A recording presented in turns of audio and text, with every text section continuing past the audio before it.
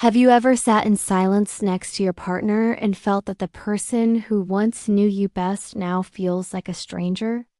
Have you ever argued so many times about the same thing that you began to lose hope the relationship could ever heal? If you have, you are not alone. Conflict is not the end of love. It's an invitation to understand it more deeply. Before we go further, take a moment to subscribe to the channel. Here, we talk about real life, about growth, understanding, and building relationships that can survive the storms of misunderstanding and come out stronger. Conflict in a couple is not proof of failure. It's proof that two people with different histories, emotions, and dreams are trying to share one space, one life, and one future. Every disagreement hides two legitimate needs, one to be understood and one to protect oneself. The first step is to stop seeing your partner as the enemy and to see the conflict as a shared problem to solve together. Ask yourself, are we fighting against each other or side by side against the problem? Nothing can be solved if one or both partners feel unsafe. Emotional safety means no yelling, no humiliation, no threats, no sarcasm. It means pausing before words become weapons. When tension rises, take a break. Agree on a phrase like, let's pause for a moment. Go breathe, walk, drink water, and then return with calmer energy. Respecting this rule, even when you're angry, builds trust over time. Most conflicts last longer than necessary because nobody really listens. Listening isn't waiting for your turn to speak. It's trying to understand. When your partner speaks, repeat back what you understood. This simple habit helps them feel seen and lowers their emotional defense. Understanding doesn't mean agreeing. It means respecting that the other person's experience is real to them. When it's your turn to talk, express yourself without attacking. Say, I feel lonely when we don't spend time together. Instead of, you never care about me. Describe your feelings and your needs rather than accusing. Avoid words like always or never. They close the door to dialogue. Many couples argue about small things, chores, money, schedules. But the deeper conflict is often about respect, attention, or appreciation. Ask yourself, what am I really fighting for? Sometimes you're not fighting about the dishes. You're fighting for the feeling of being valued. When both partners recognize the deeper need, the discussion moves from blame to understanding. It takes maturity to admit, I contributed to this problem. Even if you believe your partner is mostly wrong, focus on your own part. Say, I shouldn't have raised my voice, or I ignored your message because I was hurt. Responsibility opens the door to reconciliation. Blame closes it.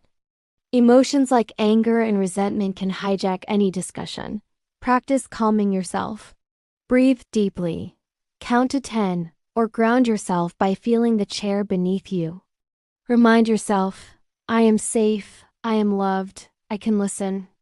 Couples who learn emotional control build stability and reduce the repetition of painful cycles. After that, look for common ground. Even if you disagree, find something you both want, maybe peace, respect, or care for the children. These shared values are bridges across disagreement. You don't need to win every argument. You just need to win back connection. Then start looking for solutions together. Ask, what can each of us change? What new rule can we set to prevent this problem? How can we support each other next time? When you agree on small concrete steps, like having a weekly talk about finances or sharing household tasks, you turn conflict into growth. And when the storm has passed, practice forgiveness. Forgiveness doesn't mean forgetting or approving. It means freeing yourself from the poison of resentment. Tell yourself, I choose peace over punishment. True forgiveness is a daily decision, especially when memories return. Without forgiveness, couples live in a museum of pain. With forgiveness, they can build a garden of new beginnings.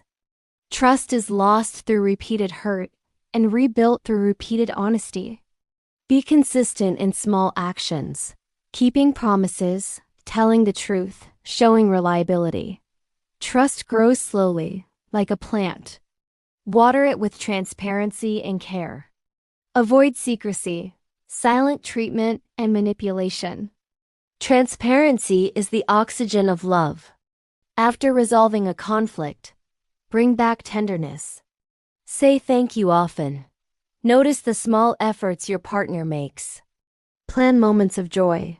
A walk, a simple meal, a kind message. Couples who practice gratitude strengthen their emotional immunity against future conflicts. And remember, sometimes love needs guidance. If the same conflicts repeat despite your efforts, don't hesitate to seek help. A good therapist can teach communication tools you may not know. Asking for help is not weakness. It's a declaration that your relationship matters. Healthy couples treat their relationship as a living project. They learn, adjust, and evolve. They see conflicts as feedback, not failures. They ask themselves, what can we learn from this? When both partners adopt this mindset, every argument becomes a lesson in maturity. To prevent future problems, create daily rituals of connection. Drink your morning coffee together. Talk before sleeping. Share small gratitude moments. These simple habits remind both of you that your bond is more important than any temporary disagreement. But sometimes, despite all the effort and love, a relationship becomes unsafe or deeply incompatible. When respect and peace disappear completely, separation may become an act of dignity, not revenge. If that ever happens, do it with kindness and respect. The goal is not to win or punish. The goal is peace. In every love story, there will be storms. What defines the couple is not the storm itself, but how the two hands hold each other through it. Resolving conjugal conflict is not about avoiding pain. It's about transforming pain into understanding, anger into compassion, distance into connection. If you're still watching, it means you care about your relationship, and that already means there's hope. Take a deep breath. Look at your partner not as a rival, but as a fellow traveler on the same road. Every step toward peace begins with one brave heart deciding to listen. Thank you for watching.